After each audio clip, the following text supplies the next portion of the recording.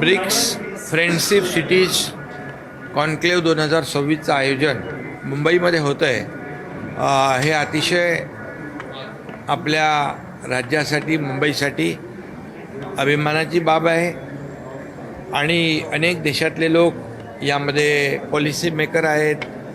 नवीन technology आहे, नवीन नवीन ideas आहेत आणि एकमेकाला इथे कॉन्फरन्समध्ये शेअर करतील, एकमेकाशी चर्चा होईल आणि त्यामध्ये जे आता क्लायमेट चेंज आहे, ग्लोबल वॉर्मिंग आहे आणि सस्टेनेबिलिटी आहे, रेझिलियन्स आहे, या सगळ्या ज्या काही गोष्टी आहेत या जागतिक दर्जावरच्या सगळ्या समस्या आहेत आणि मग त्यातून आपल्याला कसा मार्ग काढायचा यासाठी ब्रिक्सनी आयोजित केलेली ही कॉन्फरन्स महत्त्वाची आहे आणि लोकांना जीवनमान जे आहे लोकांचं पोल्युशन फ्री कसं करता येईल, ट्रॅफिक फ्री कसं करता येईल आणि सस्टेनेबल पर्यावरणपूरक कसं करता येईल आणि मग त्याच्यामध्ये कनेक्टिव्हिटी आली, इन्फ्रास्ट्रक्चर आलं, सगळंच आलं,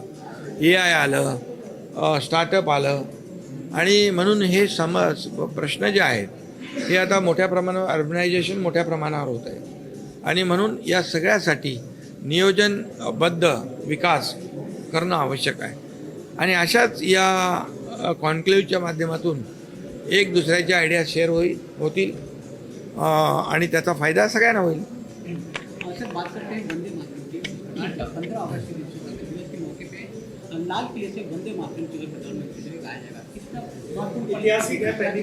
ये तो हिस्टोरिकल ऐतिहासिक क्षण होगा.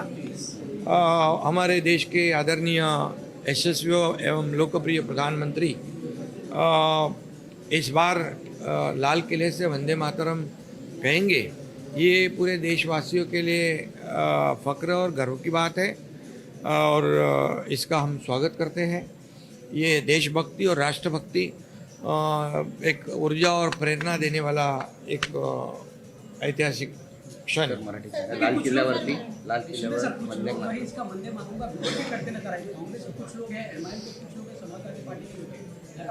वंदे वंदे मातरम कहते कहते लोग कितने हमारे फांसी पे चढ़ गए, हमारे बलिदान दिया हमारे स्वतंत्र वीरों ने.